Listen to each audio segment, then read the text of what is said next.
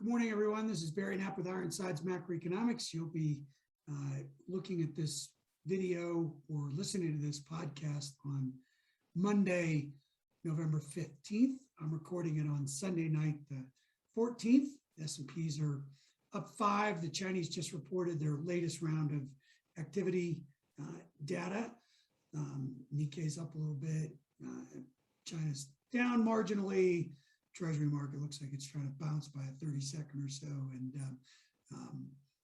it should be another interesting week. Our report this week was titled "Straight to the 70s" with question mark, right? So straight to the 70s, and it really was about the inflation aggregates, inflation numbers coming in much stronger than we expected, and we've clearly been in the reflation camp even prior to the pandemic, and surely much, much stronger than policymakers were expecting. So we try to provide some perspective on that and whether our 60s analog that we moved from disinflation into a period of reflation, and we could broadly define that as the inflation aggregates were 2% or lower during much of the 2010s. Our definition of reflation would be trend inflation moves from 2 to 4. Obviously, it's running much hotter than that right now, but as things start to settle in next year, that would be a reflationary scenario. And an inflationary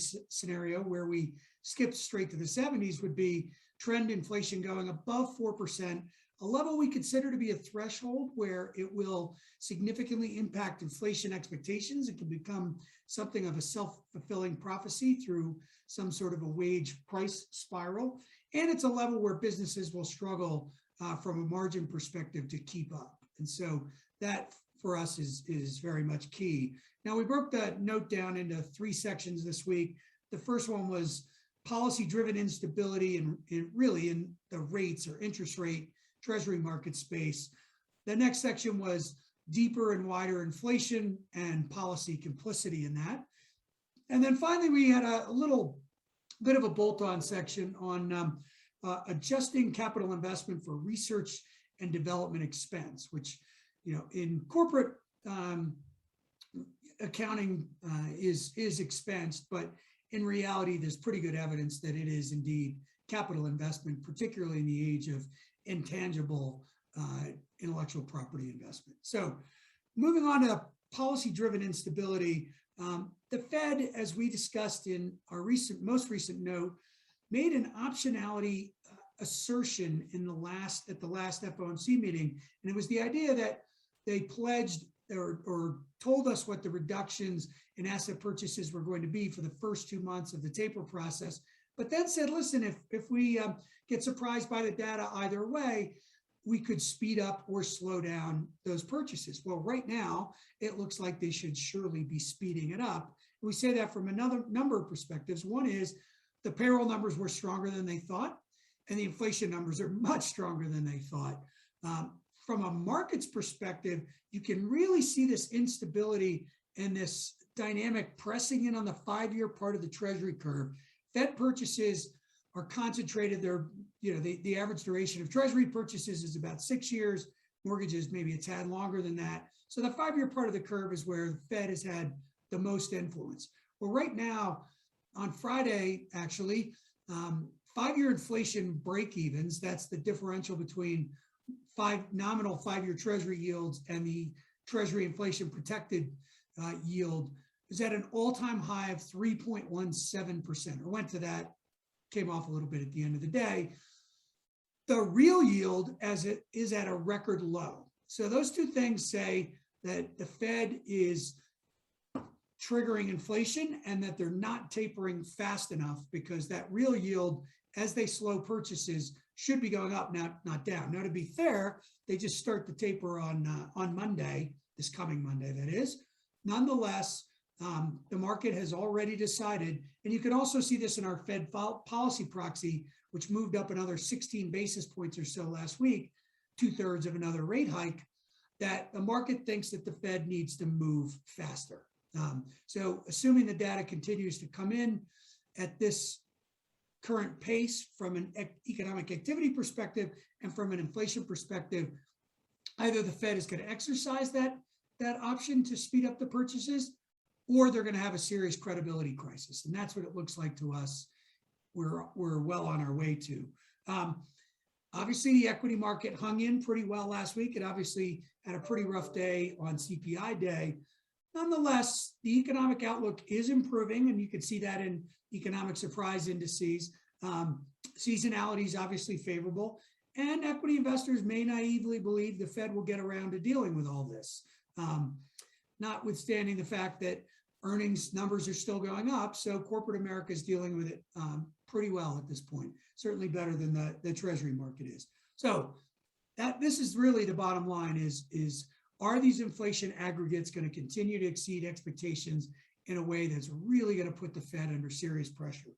So digging in a little bit on last week's numbers, first of all, PPI didn't exceed expectations so much, but was certainly very, very strong. We've shown consumer producer prices, so for durables, which consistently ran below the aggregates for years, those are exceedingly strong. They're strong for non-durable goods, and they're just strong for consumer goods in aggregate. Now, for years, we ignored PPI because there was no pricing power. When we were in China's ascendancy, U.S. manufacturers didn't have the ability to pass through higher costs. Sure looks like they will now, particularly when you consider what's going on with China. China's a spot where they may not be able to pass on the higher costs, but in the U.S., it surely looks like they can. The CPI numbers can probably best be illustrated by our correlation number. So we take the top components of CPI, we ran a correlation matrix over the last 50 years, and we look at the rolling correlation. When we first did it, our bias prior was that correlation was undoubtedly very high in the 70s when things like policy endogenous factors were driving all prices up simultaneously. And then in the 2010s, we thought correlation would be low when exogenous non-monetary factors like technology innovation adoption, like China and the giant labor supply shock, like the shale energy shock, a technology shock, all those things were non-monetary factors that we thought would push correlation lower. Sure enough, correlation was very high in the 70s. It was very low in the 2010s, but it's moving up decidedly now. This is something we wrote about 6 months or so ago, thinking that at that point, it was just reopening related sectors that were pushing the aggregates up. But as we got into the second half of the year, we'd start to see those monetary factors and policy factors pushing the aggregates, all the components of CPI up simultaneously. And when you break it down into the various categories, as we've been doing, reopening related sectors, supply chain related sectors, interest rate related sectors, and the laggards, the disinflationary, what we called transitory disinflation of the housing market, education, and healthcare, those are starting to come back. So now with high correlation, it does look like endogenous policy and monetary factors.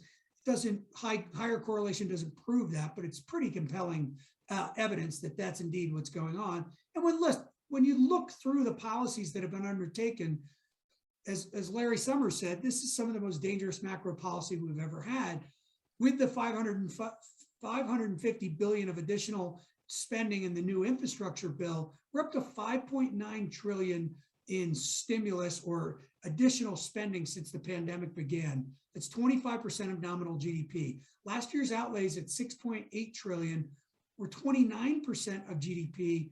That is 4% higher than the biggest post-World War II number ever, which came in 2009 when GDP was depressed. So this is very aggressive macro policy.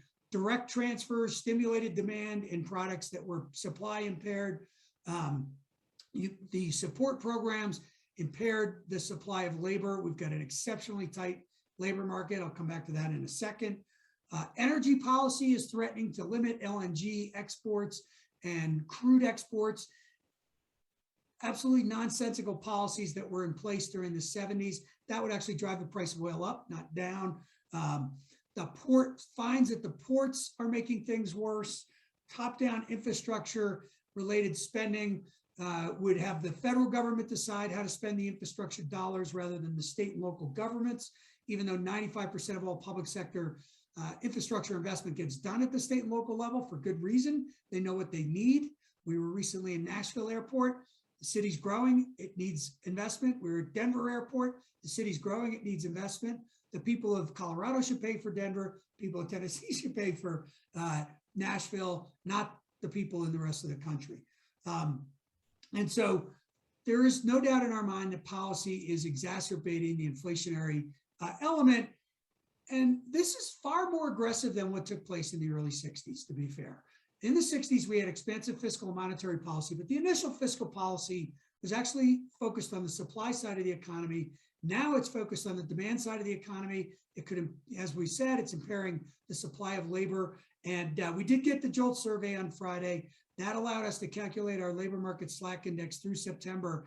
It's within a couple of tenths of a percent of where it was in February 20. So we have what was then one of the tightest labor markets in our lifetime. We're right back there now, even though participation's down, but participation's down partially because of these policies. We're in a very dangerous set of circumstances that if the policy officials are not careful, could jump the 60s straight to the end of the 60s and into the 70s. And so we cite this with a word of warning. It's not our base case scenario. We still remain long equities and short treasuries, but we do think the risks are climbing, and they're climbing rapidly. And the political risks are climbing as well. All you need to do is look at the various consumer confidence surveys. We get the first look at the November Michigan one.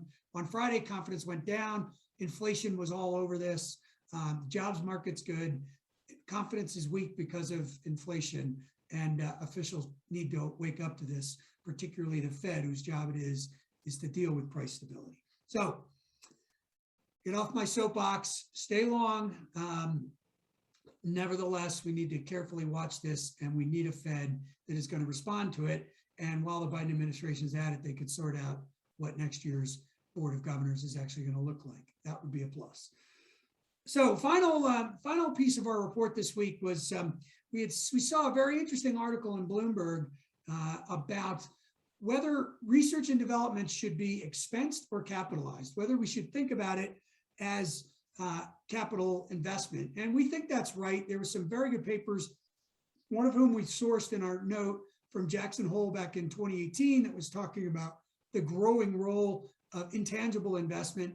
So what we did was we just added R&D expense for the S&P 500 back to the capital investment, expenditures on capital investment. And what you find is the adjusted capital investment, including R&D, is actually 75% greater than buybacks. So all this talk that companies are just buying back stock and not investing for the future seemed dubious, given that the U.S. equity market has some of the highest ROE, highest profit margins, and most dynamic companies. But when you look at it this way, you can see that companies are investing far more than they are using to just return capital to shareholders. Not that there's anything wrong with that. We're all for it. So that's it for me this week.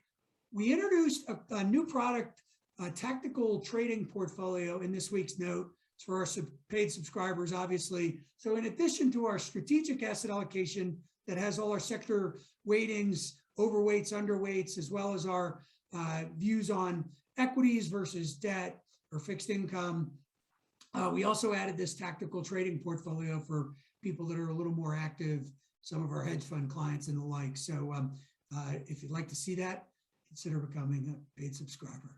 Barry Knapp, Ironsides Macro. Have a good week, everyone. Thanks.